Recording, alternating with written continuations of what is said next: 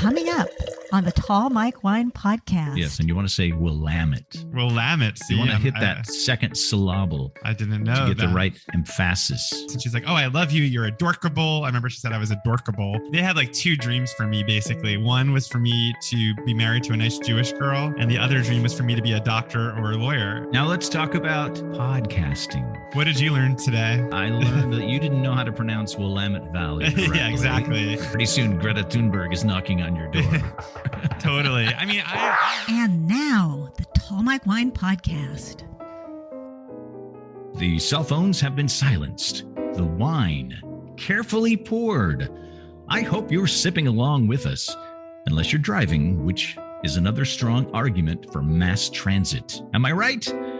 And just like that, the podcast begins. The Tall Mike Wine Podcast. The wine podcast that's not all about wine. The wine podcast like no other.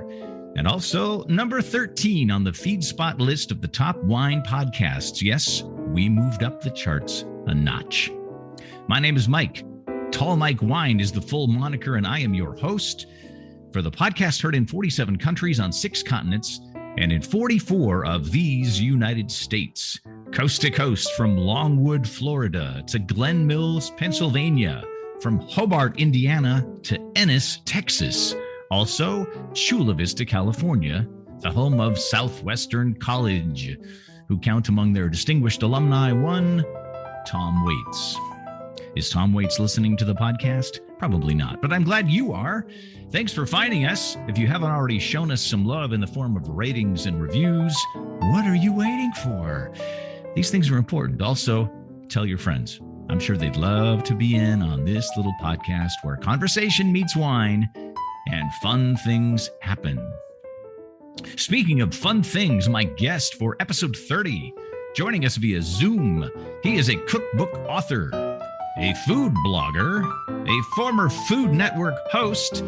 He also hosts a podcast, but in my mind, he'll always be the guy that made the cupcakes. Adam Roberts is here, aka the Amateur Gourmet. Hi, Adam. Hey, how's it going? Nice to meet you again. I guess I met you virtually on my podcast a couple weeks ago. So yes, nice I was on your podcast, and I met Ellen Clifford, and now she's been on this podcast. Mm-hmm. I'm glad you both met. She's really great. She's awesome. She's awesome. I like her a lot. I mentioned the cupcakes as a nod to the fact that you sort of came on the scene in a very interesting way back in the early 2000s. You made some cupcakes that got you some national attention. Why don't you tell that story? Well, it's actually a little embarrassing now because I actually don't really feel good about these cupcakes. But at the time, you know, I wasn't as enlightened as I am now. But in the early 2000s, I was in law school where I was miserable. I sort of went there to appease my parents. I started cooking there, and I started this little food blog, which I actually didn't even know what a blog was. This is how long ago this was. It was the early days, kids. Yeah. Before social media, if you can believe it. So my friends were like, you should start a blog. And I said, what's a blog? Mm-hmm. And so they showed me how to do it. And so my early posts were all about just trying to learn how to make cookies, learning this. And then when Janet Jackson's breast was exposed to the Super Bowl with Justin Timberlake, that was such a huge news story. I decided to make a Janet Jackson breast cupcake where I basically just made, I don't remember what kind of cupcake it was, but I had the image of it on my blog, and I went to bed that night, and the next day it had gone viral. It was on collegehumor.com. Jeannie Moose from CNN was doing a report about all the breast people freaking out about the breast exposure. And so I was on CNN. So it was just kind of insane. But now when I look back on it, I actually don't feel great about it. And to be very honest, I've actually deleted that post. So you can't even find it. It's mythical now. Yeah, it is mythical, but it doesn't exist in the real world. It was my first taste of what it meant to suddenly have something go viral on the internet. Do you think had you done that now, you would have been taken down by the Me Too movement? I don't think I would do it now. I mean, right. I think there were racial implications and gender implications. And also that whole narrative about what happened at the Super Bowl has changed from what I think it was at the beginning, which I think people perceived it as a planned incident that Janet wanted to show her breast. But now I think, if I'm right, she said that she didn't, it wasn't planned. And it actually was a wardrobe malfunction. It was a wardrobe malfunction, as they called it back then. But they say that Justin Timberlake was not really punished, quote unquote, punished for it, but she was not allowed to perform on CBS anymore and things like that. So it's an ugly chapter in history, I suppose. I mentioned that this happened before the era of social media. The only way stories like that traveled around was people emailing them to each other. You know, these kids these days, they just don't know how easy they've got it with social media. Easy, although I'm sure it's much more stressful too, because there's I cannot imagine competing with so many other voices out there as opposed to blogging, where it was pretty small. So you had started a blog when blogging was still a new thing, and you were at the time admittedly not someone who cooked.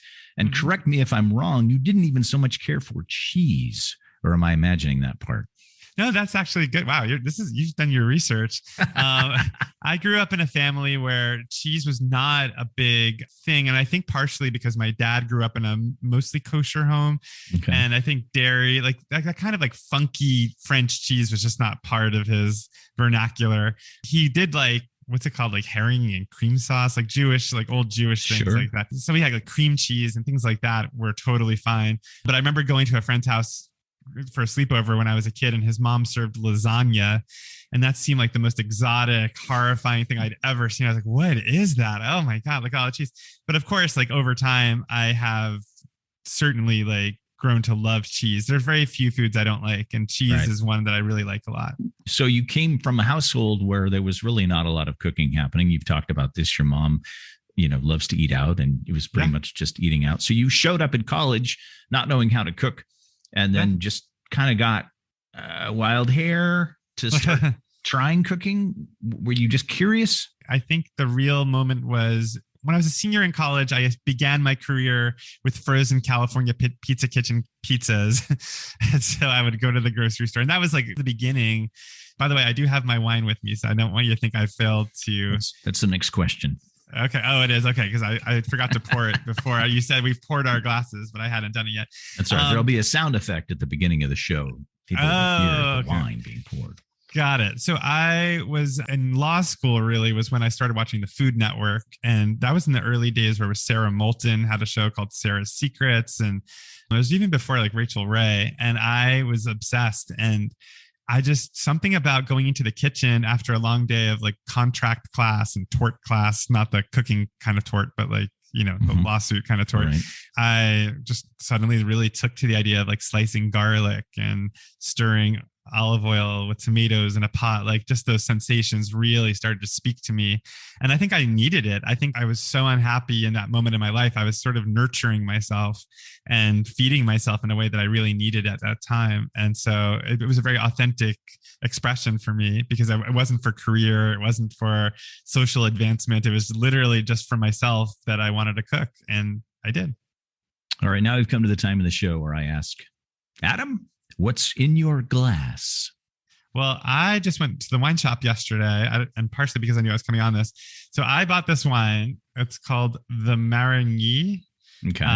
It's a Pinot Gris, and it's from the Willamette Valley. And I know that you have some background, or you're from the Pacific Northwest, right? Yes. And you want to say Willamette. Willamette. See, you want to hit that second syllable. I didn't know to get the right emphasis. But hold it up again. Let me take a picture of you with the bottle, because I always forget to take pictures on the podcast. And then when it's time to talk about it on social media, like, I don't have any pictures.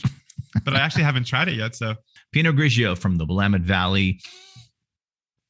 Ooh, that's good. Is Pinot Gris the same thing as Pinot Grigio? Pinot Grigio, depending on what country you're in. If you're in Italy, you'll say Pinot Grigio. If you're in France, you'll say Pinot Gris. And that's one of the three Pinots. There's Pinot Blanc and Pinot Gris, and of course, Pinot Noir. I'm getting pineapple notes. Lovely. Tropical fruit. Very nice. Tropical fruit. Yeah. It's definitely acidic. Okay. But pineapple was the first thing. Right. I think what else I'm noticing. I'm reading this wine book that Ellen recommended. I don't have it in front of me. So it tells you like what to look for and what qualities to notice. but it's like maybe minerality. I'm getting a little minerality from it. Like you're getting like gravelly things or wet stone or almost like metallic, actually. Okay. Yeah. Yeah. Minerality, almost like a flintiness is what you're describing, I think. How am I doing, by the way? You're doing great. Okay. Because I'm not a wine expert, but I'm trying to get better. It's almost like there's the parody of a wine person where it's like, oh, I get sense of skunk and da-da-da. But now I'm actually genuinely like really trying to enhance my senses to really notice these things. So once you start exercising your vocabulary muscles with wine, you start to get to it. And there's some people that have some shortcuts. I used to know this guy. I still know him, but we haven't seen each other in a while. He liked to use the word few, F-E-W. So you're smelling the wine. First, F, fruit. What fruit do you smell? The letter E is for earth. Is there anything that smells earthy, like the dirt, the soil, anything that might be on the ground? Like, there's this thing people like to talk about called forest floor. Mm-hmm. That's sort of like, the twigs and the things like that when you're walking through the forest that are on the floor. And then the last thing, the letter W, is wood. That probably doesn't apply to the wine you're drinking because I'm guessing it probably wasn't aged in oak, but wood is for anything you're getting that might be coming from the fact that the wine was aged in a barrel for a while. So F-E-W. Yeah, I like that. Then you can also add floral. Like sometimes it's like, do you smell flowers? Do you smell spices? Those are little prompts you can give yourself. I'm getting honeycomb. See, that's really nice. You've just described the wine deliciously. Thank you. And then you said it's nice and acidic. So when you swallow the wine, take note of how much saliva is generated in your mouth. Quite a bit. Yeah, right. I just noticed it. Yeah, it's amazing. I was at this wine seminar one time, and we talked about the finish, which is that saliva coming into your mouth. And we all had our little red Solo cups on the table because this was an extensive tasting. So we were spitting the wine out, and the instructor said, "Okay, we're going to talk about acidity and how it affects your salivary glands and the finish." He said, what I want you to do is take a sip of this wine. This is a white that was pretty acidic, delicious.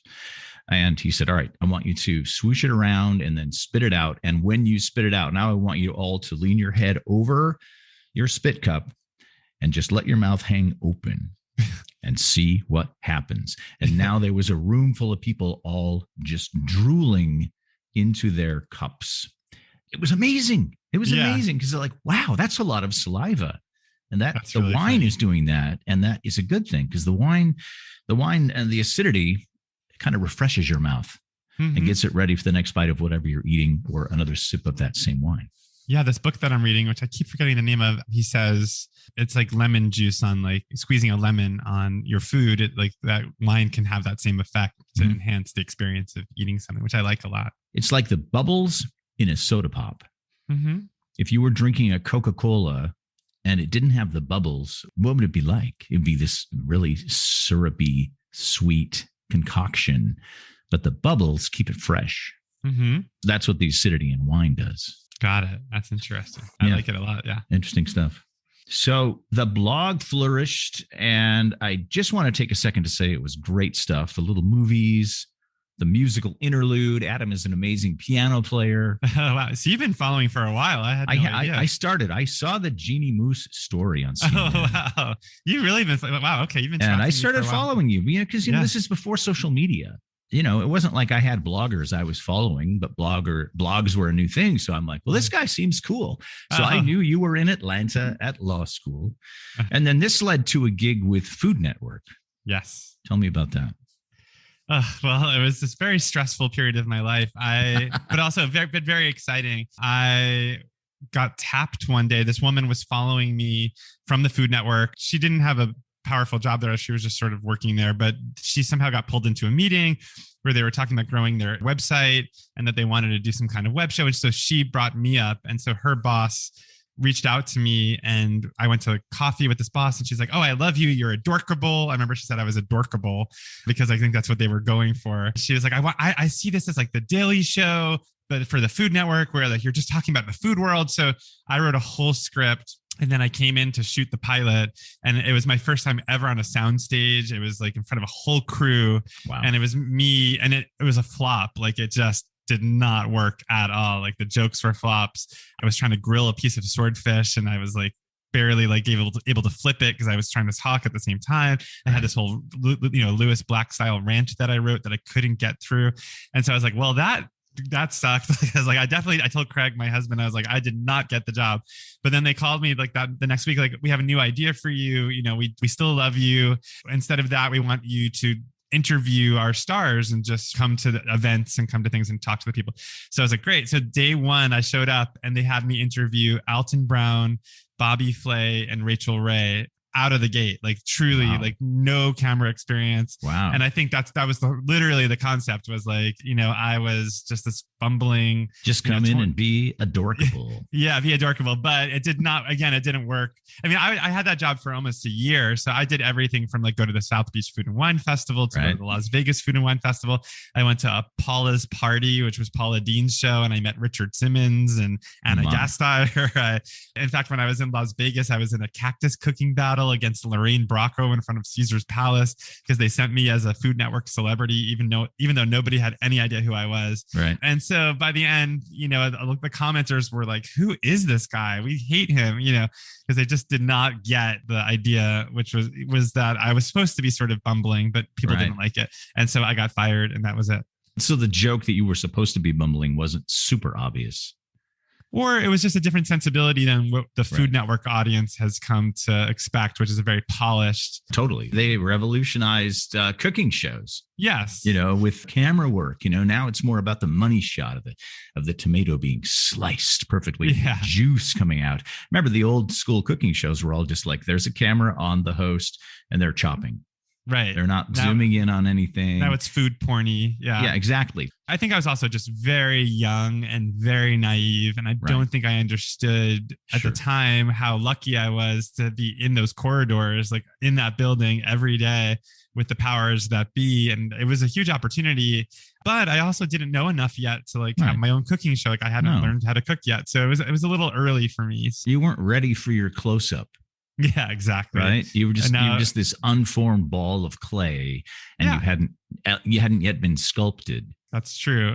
But it was a good experience. And it kind of, there's still some lingering like positive things in my life that came from that. For example, Alex Cornishelli was the last person I interviewed before I left the job. And she followed me on Twitter. My tweets, like if I write like a funny tweet, she'll retweet it to her, I think millions of followers. And it's like, wow, like how cool that like one of the best chefs on the Food Network is sharing my stuff. So, just cool things like that.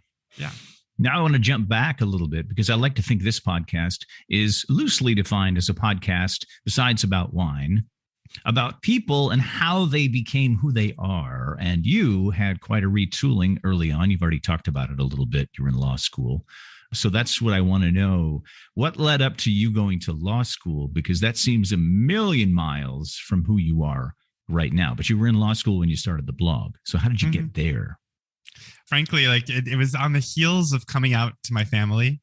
I came out to my family when I was a junior in college, and it didn't go over very well. At the time, I wasn't really dating anyone. So it wasn't like much later when I met my partner, Craig, I introduced Craig, and that made it much easier because I was like, meet Craig, like here he is. He's fantastic. But at the time I just came out, my parents didn't know what to make of it. And it was just a messy time. They had like two dreams for me, basically. One was for me to be married to a nice Jewish girl.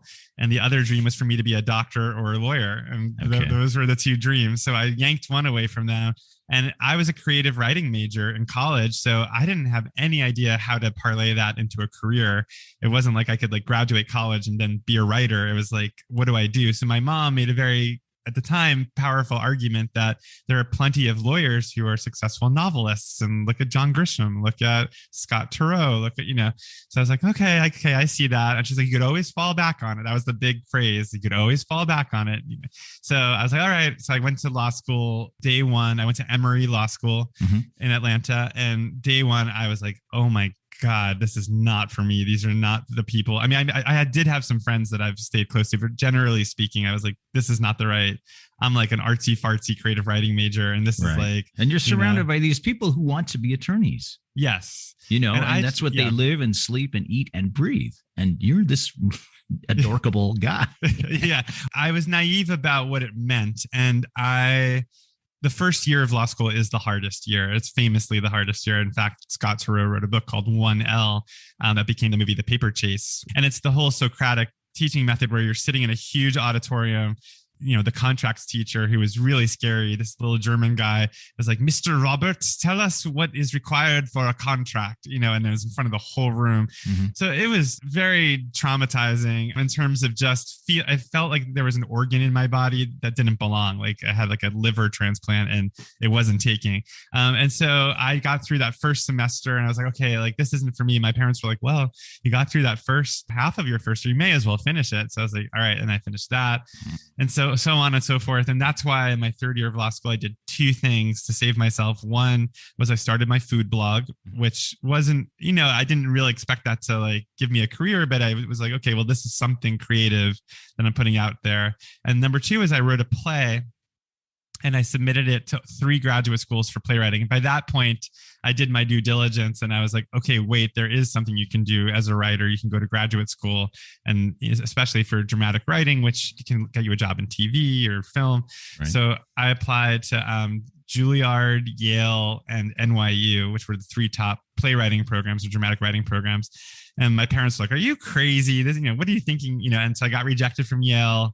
I got a meeting at Juilliard actually that didn't pan out. And then I got into NYU, which was like mind blowing because I really didn't expect to, but I guess there was some part of me that knew if I wrote this play, it was like a last ditch effort to try to have a creative career. So I went there and that's where I met Craig. That's where I met some of my best friends. That's where I started truly like flourishing as a writer. I sold my first book while at NYU, and then it was like a snowball rolling down a hill, and it just sort of everything kind of went from there. But it was amazing because it was truly like the last ditch lifeline that I threw myself, and it paid off. So did you actually finish your law degree? I did, and I took the bar, and I didn't pass by a couple of points. I took the New York bar in New York. In New York, yeah, which was so tedious. Right. In Albany, I remember it was like in this ice skating arena that they like put the floor down, so we were all on desks in the ice skating arena.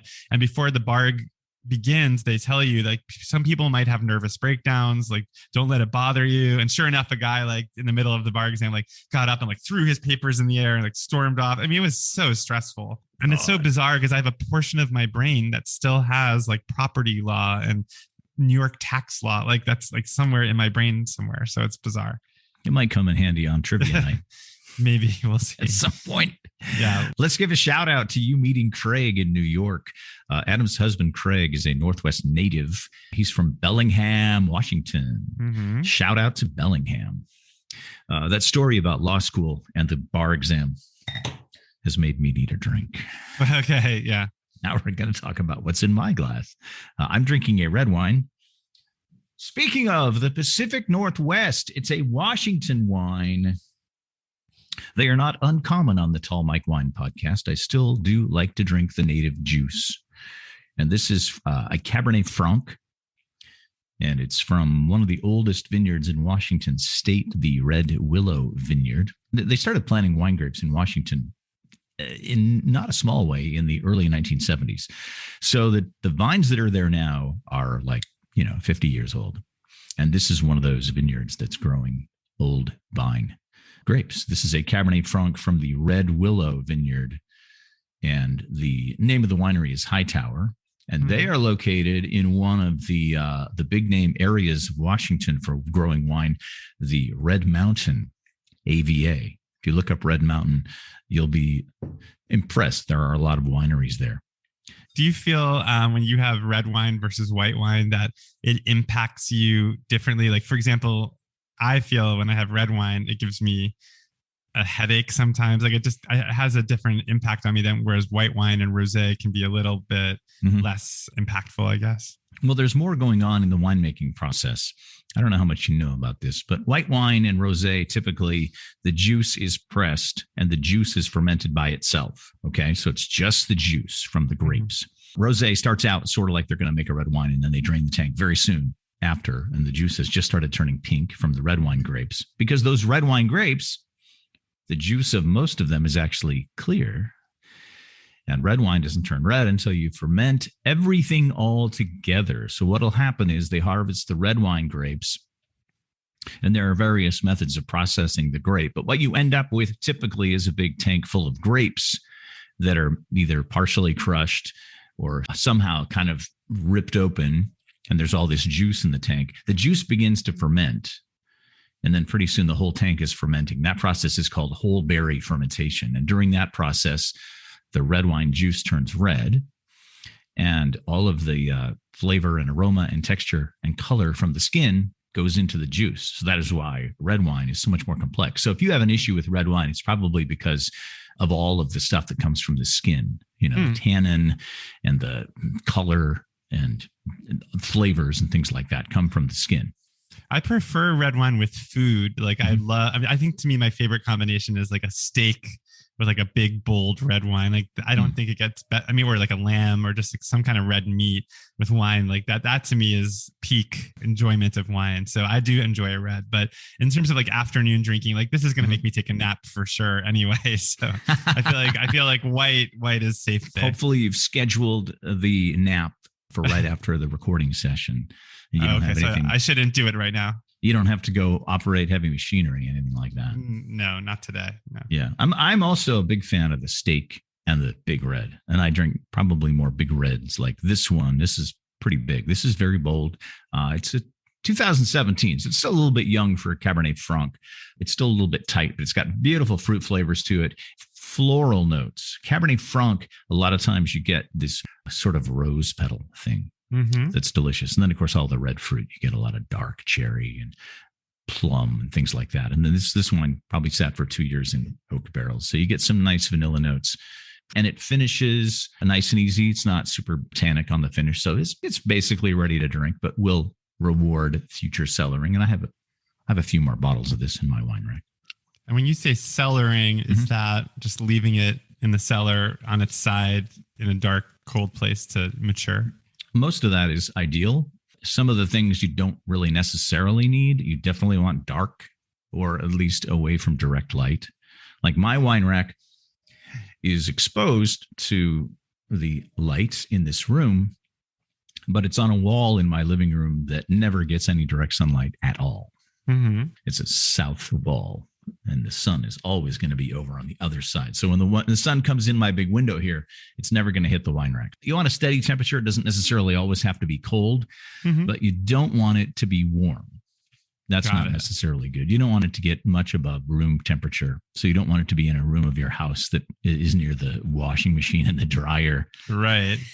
What about the like I have my wine bottles are behind me, like under the record player. Okay. In this cabinet, but they're not on their side. We don't have like a wine rack. Is that okay if they're upright? It's pretty much okay if they're upright, unless you're planning on aging them for a long time. Then you want the cork to be wet, and that ensures that the cork is going to continue to seal most of the air out from getting into the wine. Actually, recently been reading that there was a lot of research done about the whole on its side or upright.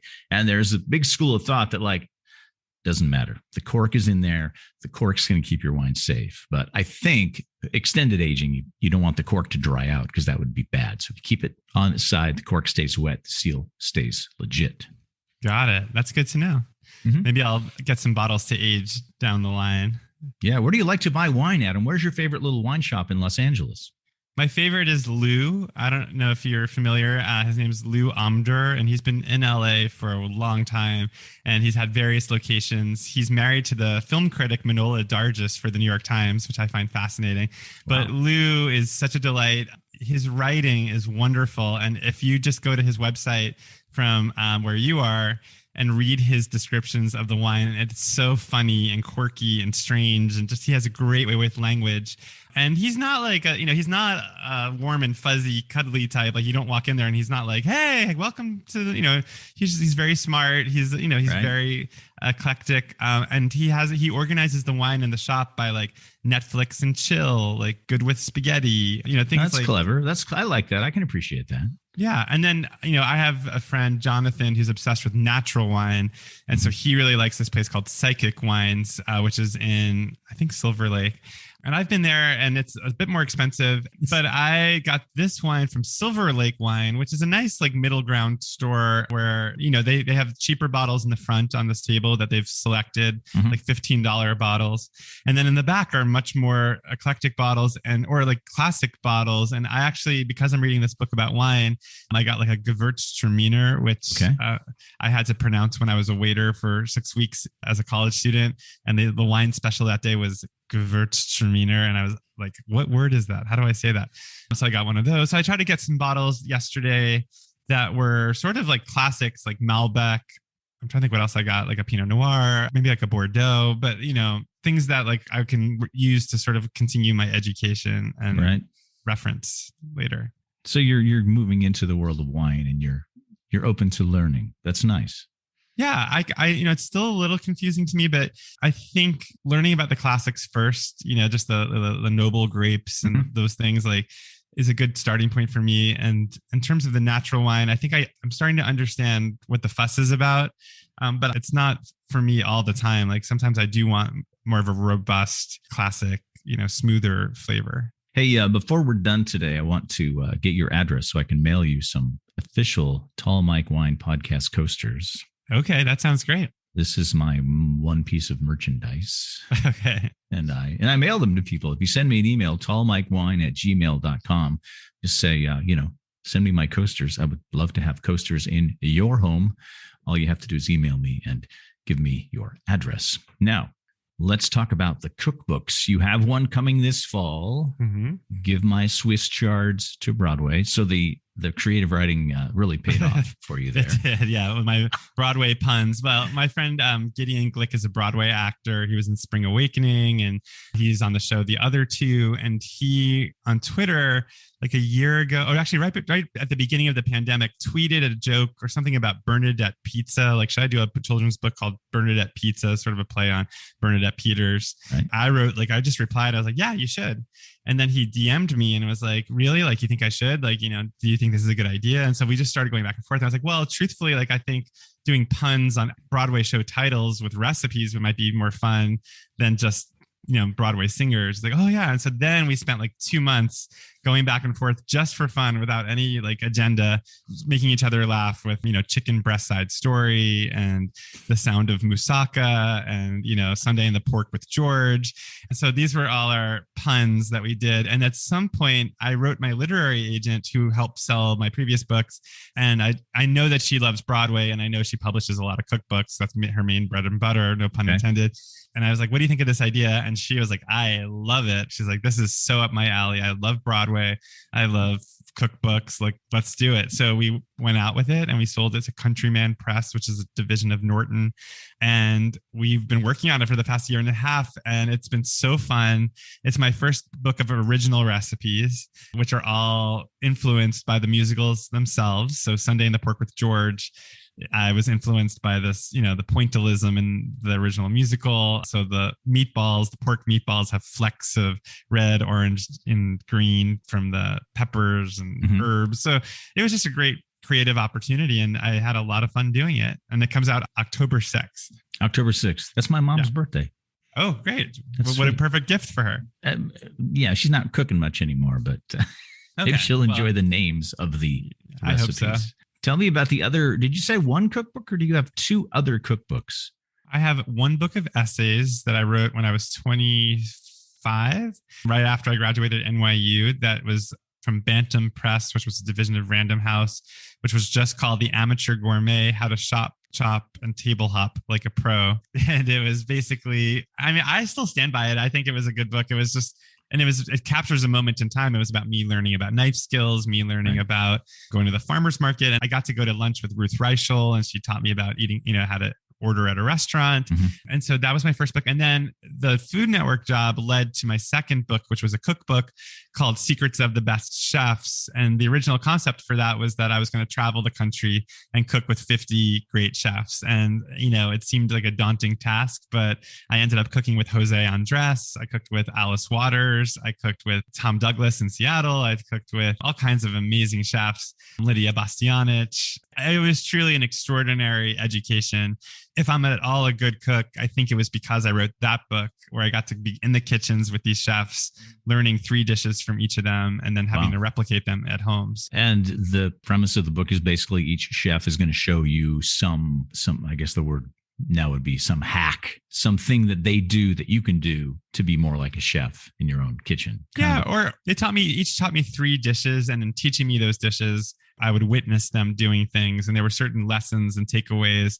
One of the biggest ones that I absolutely subscribe to now, which is so funny because it seems bizarre, is to put food out into bowls in your kitchen. And I know that sounds weird, but when I would go to the homes of a lot of chefs, including Alice Waters, people like that, they would have like bowls full of tangerines and bowls full of beautiful avocados or whatever. And there's something about the presence of that in your kitchen that just makes you want to cook. I've been doing it ever since. I go to the farmer's market on Sundays and I'll buy in LA, you get a lot of citrus. So I had blood oranges and grapefruits and fill a bowl with that. And I'll have onions and garlic and I just have them in baskets. And it just makes your kitchen feel much more like ready to be cooked in, as opposed to everything put away and everything pristine, which makes it feel like a mausoleum to me. Well, with a lot of things, sometimes inspiration is the most important in getting yourself started.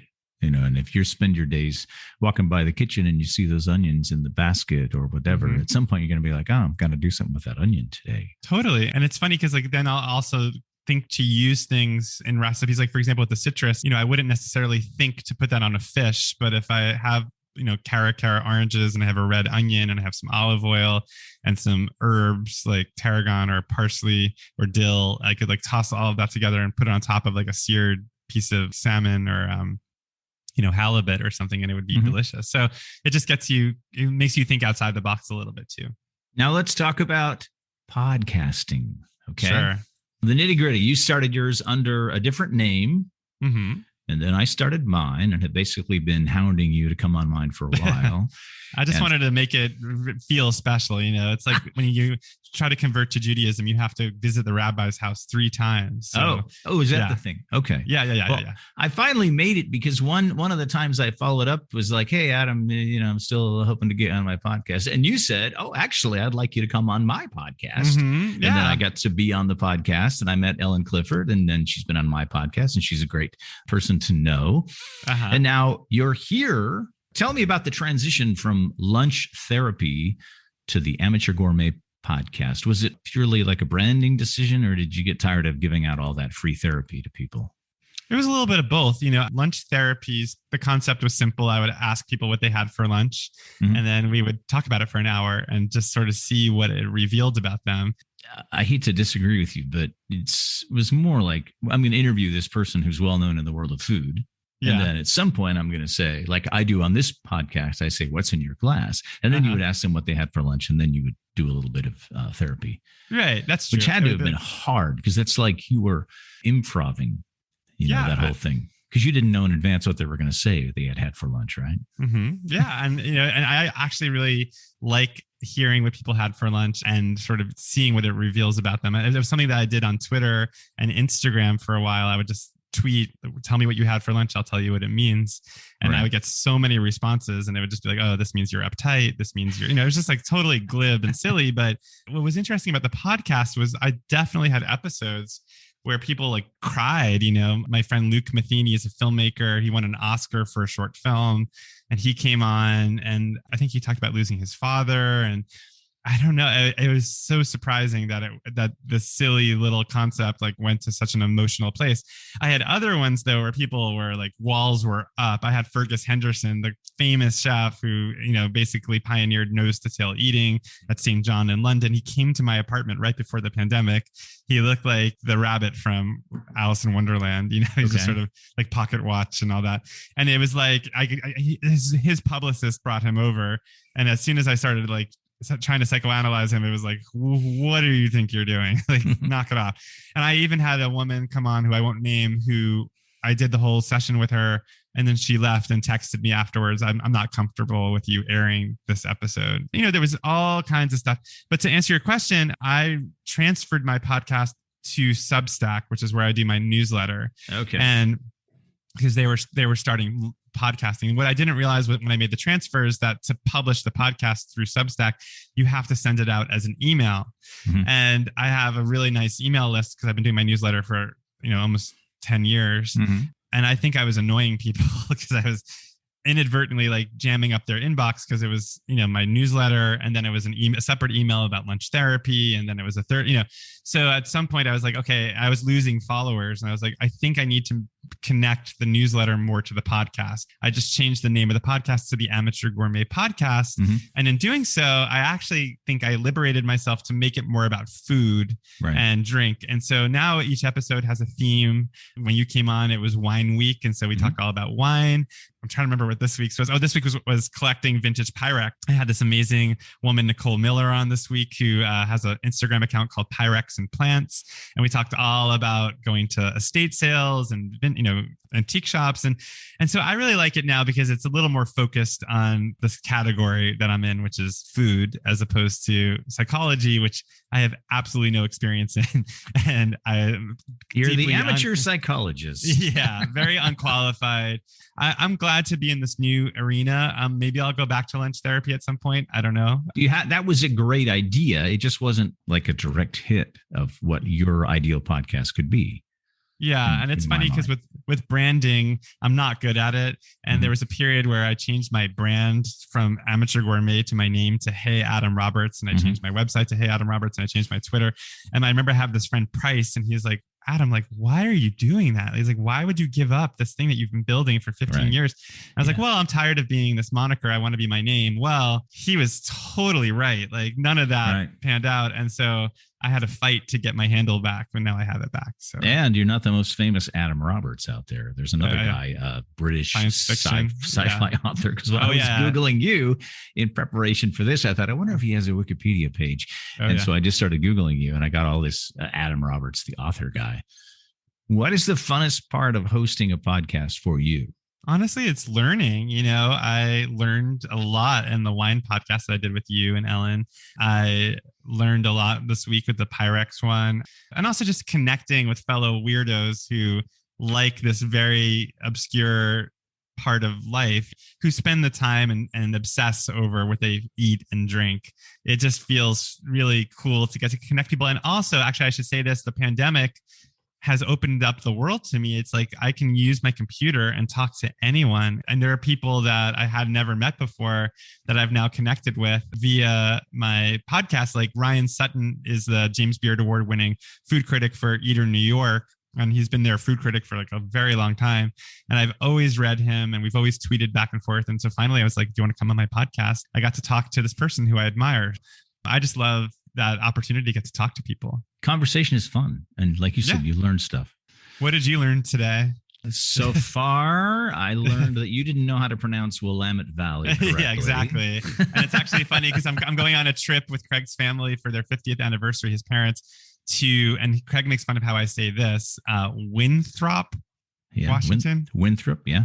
Winthrop. That's what he says. You just make it a little more casual. You just kind of Winthrop instead of pronouncing the word Winthrop how it is spelled. Just give that second syllable just a little more of a casual throp. Got it. And if you follow Adam on the socials, and I encourage you to do that. Now he's doing videos, cooking videos. You really are a performer. Yes. I was in Oliver in 5th grade, and I was in Oliver again in 7th grade. I played Oliver in 5th grade, and I played Fagin in 7th grade. I know at one point you were in Cats. I was in Cats. See, I know things. Yes. And I was in Cats in 2nd grade. I was in Cats because it was the hot new musical. And then I was in, and then my 2nd grade teacher did like a small production. And then when I was in 5th grade, I went to performing arts camp, and I was just a random cat in a unitard and makeup. Just a random cat. Yeah.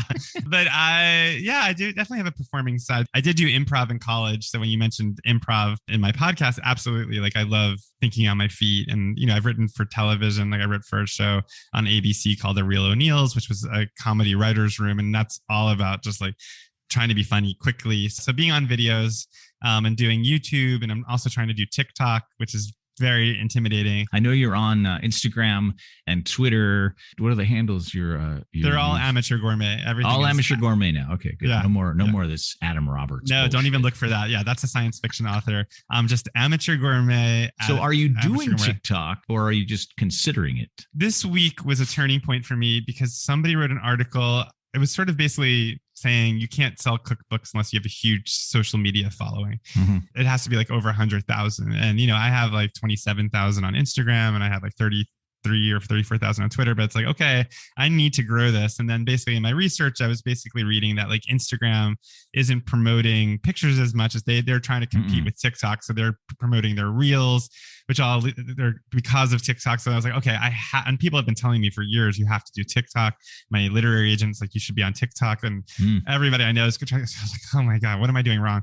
So I just finally, like this week, I was just like, let me just do it. So my friend Jonathan was coming over for his birthday and I made him a birthday pavlova. So when I was making it, I just used my camera and I took footage of the egg whites spinning in the KitchenAid, and I, made the berry mixture and I just videotaped it and I put it on TikTok with the Prince song Raspberry Beret, which I thought was clever because it's got covered in raspberries. I think I get it. I think TikTok, I think it's about giving people more than just an image. It's like, okay, let's see the process. Let's like see how you did this, but don't waste my time. Like, I don't want to spend 25 minutes watching this. I want to spend like 2 minutes or a minute watching it. So I think it's about giving the people what they want. And if you don't change with the times, I think you get left in the dust. Oh, totally. Dude, like the dinosaurs. I mean, not around anymore. Yeah, I mean, blogging. I don't know if it's because they couldn't master TikTok, but I know. Yeah, the jury's still out on that. I just think the Brontosaurus TikTok is something I want to see.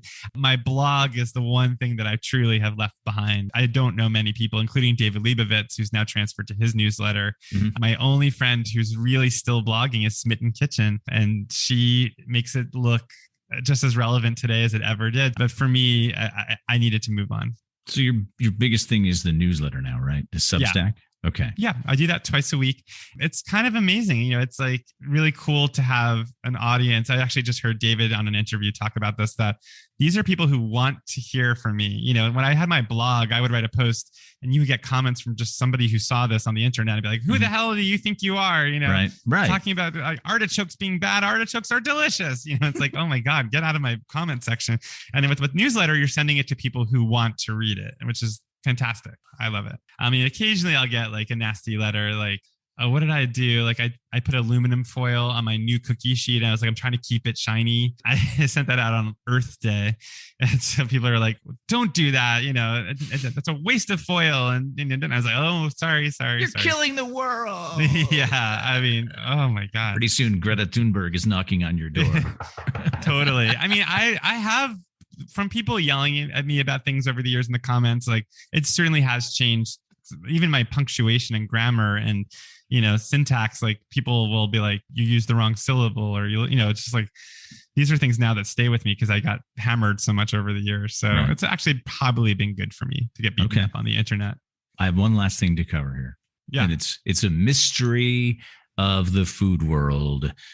Let's talk about the eating, Adam. All that delicious food. Yeah. You go to restaurants when you're not cooking at home. And like most people that are into food, you eat a lot of good, but maybe not so light foods.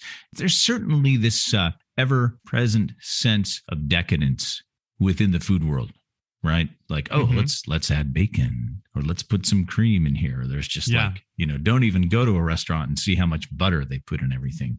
And that's all the time. So tell me how much you eat if you are mindful of portion control and if there is a workout regimen, because you're not fat. I've been watching your videos. I've been watching you do your blog forever, and you're a regular sized guy. You're not chunked out. Well, I guess the special effects are working. I live in Hollywood, exactly. And George Lucas comes to my place every day and helps me do my pictures and videos.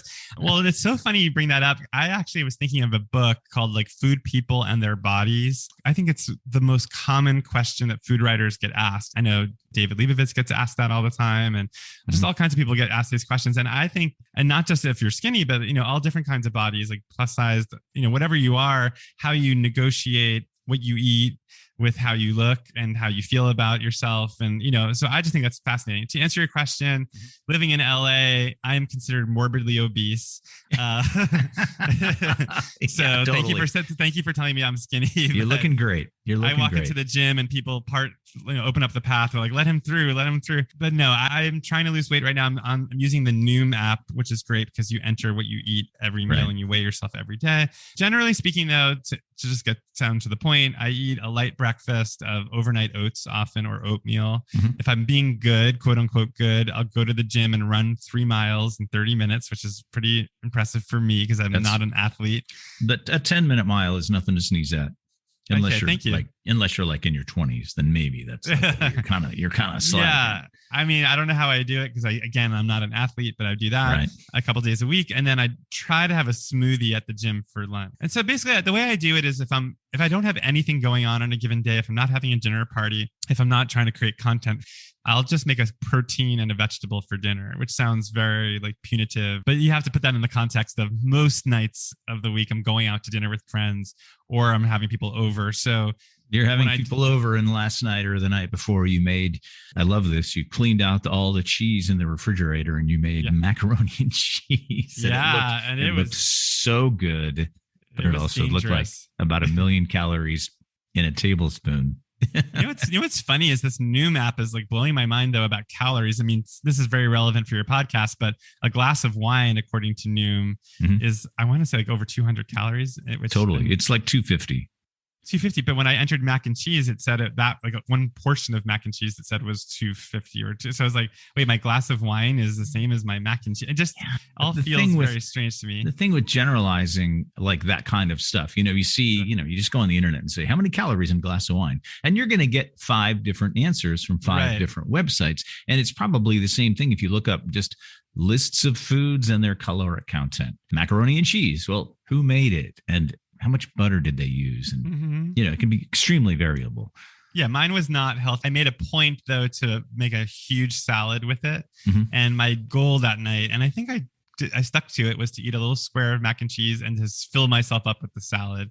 And also it's just about, not beating yourself up if you do decide to open a container of ice cream in the freezer and eat the whole thing. It's like, okay, you're having a bad night. It's fine. I think my tendency when when I tend to gain weight is when I start to feel guilty about what I'm eating. I'm like, well, I had the ice cream last night. I may as well have a donut today. And then since I had the donut, I may as well have fried chicken for dinner. It's like, oh man, it's the spiral. Spiral. Thank you. So I try to be like, no, you had the ice cream last night, but you could still have a salad today and it doesn't matter. So I try to not be too extreme about how I think about my eating. I think that it's something my dad said to me a long time ago. He said, all things in moderation, including moderation. That's good. Right? Very wise. Yeah. Yeah. I don't know where he came up with it. I'm sure it's not his original thought. Oh, yeah. And I come from parents who don't believe in moderation at all. They love to go out to dinner. They love big meals and desserts and bread and stuff. So, I grew up in a household where even though we didn't eat at home, we ate in restaurants and it was always an occasion. So for me, it's about balancing out the lack of moderation with some moderation. So that's it's goal. Give and take. Yeah. The cookbook is coming out October 6th, and I'm going to remember that because it's my mom's birthday. Great. I hope you get yourself a copy. Give my Swiss chards to Broadway. Are you going to go out on a book tour? We have a call on Tuesday to talk about that. I think for sure that we'll have an event in New York we're planning on. Okay. And I don't live in New York, Adam. I hope to have one maybe in LA. I'd love to come to San Francisco to go to Omnivore Books and do something with Celia there. Come to San Francisco and then create a little extra time to come up into wine country and visit me at Nicholson Ranch, the winery where I work. Yeah, that would be fantastic. All right, I'm going to read the credits now. Okay. Please stand by. The Tall Mike Wine Podcast was conceived and is written, produced, edited, and maintained by yours truly. For feedback, questions, suggestions, or to request your own official coasters, please email me at tallmikewine@gmail.com. Follow me on Instagram at Tall Mike Wine for pictures behind the scenes of the podcast and everything I'm eating and drinking, and I do a lot of both. Also, if you're posting wine pictures, use my hashtag #SexyBottleShot so I know what you are drinking, and I'll follow you back. That is a wrap on episode 30. Thanks for finding us. Don't forget a rating and review, please. They tell me it helps a lot. Adam Roberts, the amateur gourmet, has been my guest. Thank you. Thank you. I had a great time. I'm Tall Mike Wine. Call me Mike. From Novato, California. Cheers.